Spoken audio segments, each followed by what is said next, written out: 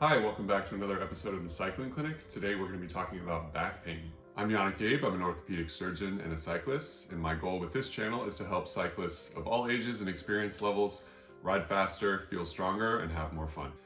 In this video, I want to talk about why cyclists get back pain, some of the relevant anatomy to understand, and then what helps most cyclists feel better. Cycling is a particularly demanding activity for the spine because it places the athlete in a flexed posture for a prolonged period of time.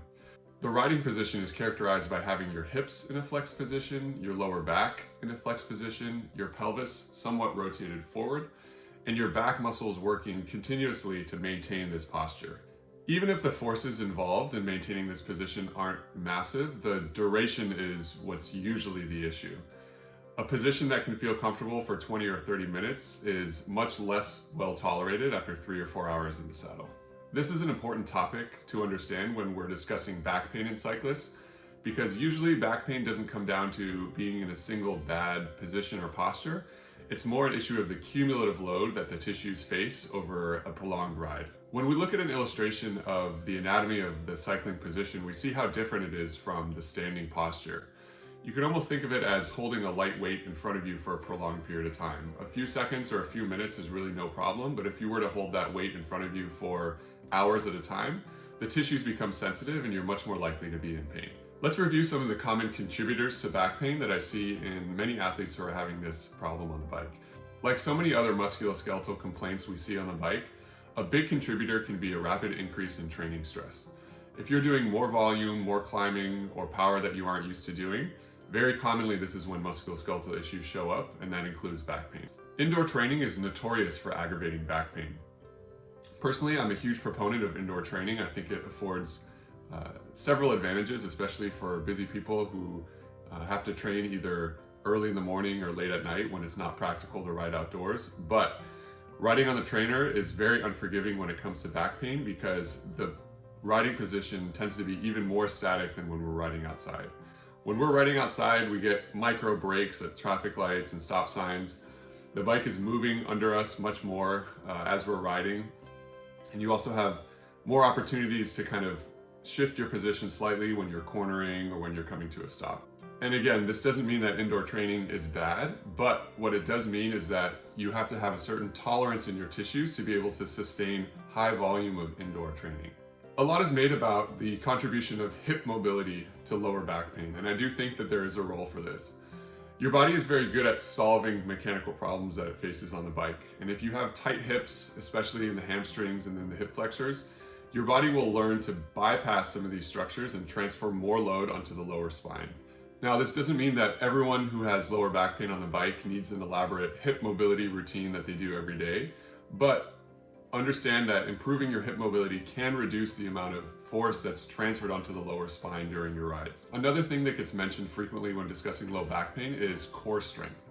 I think core endurance is maybe a better way to think about it because the endurance of the core musculature tends to be more important than the peak strength. The way to develop core endurance is less about doing planks and specific core exercises as opposed to gradually increasing your time in position to allow these muscles to adapt to longer and longer time holding a static posture. I want to again address the importance of bike fit for musculoskeletal complaints on the bike, including low back pain. If you've just purchased a new bike that puts you in a more aggressive riding position, then absolutely it can take some time for your back to adjust to this new position.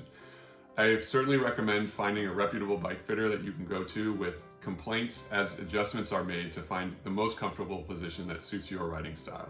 So let's talk about what I recommend for cyclists with low back pain. I think the first step is to avoid catastrophizing your back pain and realize that the vast majority of low back pain in cyclists is something that will resolve without the need for an operation or any sort of invasive intervention. A very effective thing to keep in mind when riding is to frequently vary the position that you're riding in. This doesn't have to be major shifts in your riding posture, but I think alternating your hand positions between the hoods, the drops, and even the top of the bar can be helpful in reducing some of this prolonged static posture over your lower back. One tip that I find quite helpful is to link these positional changes to when you're fueling. Most cyclists, especially if you've been riding for some period of time, kind of have a mental timer in their head of how often they need to be taking a gel or a bottle. And if you can tie a positional change of either your hands or your lower back to these fueling instances, it's a very helpful way to make sure that you're getting a couple breaks from your static posture over the course of a long ride. If your lower back is particularly symptomatic or sensitive, it may be worthwhile to reduce the amount of time you're spending training indoors for a few weeks. Or if you are forced to train indoors, paying special attention to varying your posture as much as possible when you're on the trainer. I'm a huge believer in strength training for cyclists. I think strength training is probably one of the best things that cyclists can do in terms of increasing the resilience and durability of their tissues and to prevent some of these overuse musculoskeletal issues that we see on the bike, including lower back pain. Coming up with a 5 to 10 minute mobility routine can be really effective to make your lower back feel better just in general. For me personally, I like to focus on my hip flexors and my hamstrings, as these have been problem areas for me. Exercises that I've come up with for my routine are the elevated split squat, the seated good morning, elephant walks for hamstring mobility, as well as the couch stretch to focus on my hip flexors. For me, these exercises are easy to do, they're fun to do, and they make my lower back feel better both in life and when I'm on the bike. There are certainly situations where lower back pain deserves special attention and where you should absolutely bring it to the attention of your doctor or a medical provider. If you're having shooting pain that's running into your legs, we call that radicular pain, and sometimes that can indicate that there's a problem with the nerves that are coming out of the spine and the lower back.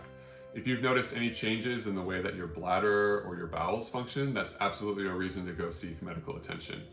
If you've had night sweats, fevers, weight loss, in addition to back pain, this is also something that could be more serious and deserves the attention of a medical professional. The majority of lower back pain in cyclists is self-limiting and will improve without an intervention or an operation.